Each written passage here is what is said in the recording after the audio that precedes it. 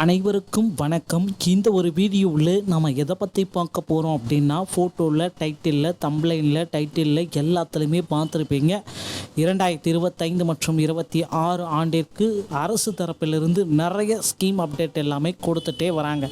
அந்த வரிசையில் வரக்கூடிய தீபாவளி தினத்தன்று அனைத்து வகை ரேஷன் அட்டை வைத்திருக்கக்கூடிய, குறிப்பாக சொல்லணும் அப்படின்னா வறுமை கோட்டிற்கு கீழே இருக்கக்கூடிய ரேஷன் அட்டை வைத்திருக்காங்க இல்லையா, குடும்ப தலைவிகள் அனைவருக்கும் தீபாவளி தினத்தன்று 5000 ரூபாய் தீபாவளி பரிசாக வழங்க ஒரு ஸ்கீம் ஒன்று கொடுத்துருக்காங்க.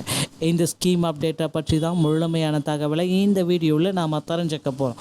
சரிங்களா? எந்தெந்த அட்டைகளுக்கு இந்த தீபாவளி பரிசு கிடைக்க போகிறது, எப்படி நாம் இந்த பரிசு தொகையை வாங்கணும், இதற்காக எங்கள் தேதியிலிருந்து டோக்கன் வழங்கப்படும் குறித்து முழுமையான தகவலை இந்த வீடியோவில் சொல்ல போகிறேன். நீங்கள் நம்முடைய சேனலை முதல் முறையாக பார்க்குறீங்க அப்படின்னா மறக்காமல் சப்ஸ்கிரைப் அண்ட் பெல்லை கிளிக் பண்ணி வச்சுக்கோங்க.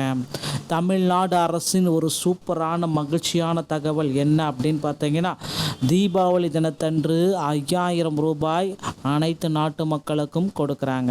தீபாவளி பண்டிகையை முன்னிட்டு ரேஷன் அட்டைதாரர்களுக்கு 5000 ரூபாய் பரிசாக வழங்க தமிழக அரசு முடிவு செய்துள்ளது. ரேஷன் கார்டுகளுக்கு ஏழை மக்களுக்கு ரேஷன் திட்டத்தின் கீழ் உணவு தானியங்கள் வழங்கப்படுகிறது. ரேஷன் கார்டுகள் மூலமாக இந்த உதவிகளை மக்கள் பெறலாம். ரேஷன் கார்டுகள் மாநில அரசால் வழங்கப்படுகிறது. ரேஷன் கார்டு பயனாளிகளுக்கு மத்திய அரசு தரப்பிலிருந்தும் உதவிகள் வழங்கப்பட்டு வருகிறது. மகளிர் உரிமை தொகை, இப்போ பரிசு தொகை இல்லாமல் மகளிர் உரிமை தொகையும் இந்த ரேஷன் அட்டைகளுக்கு மாதம் வழங்கிட்டு தான் இருக்காங்க. அது இன்னமும் விரிவுபடுத்த ஒரு ஸ்கீம் அப்டேட்டிங் கொண்டுருக்காங்க. ரேஷன் அட்டைதாரர்களுக்கு தமிழ்நாடு அரசு சார்பாக பல்வேறு உதவிகள் வழங்கப்படுகிறது.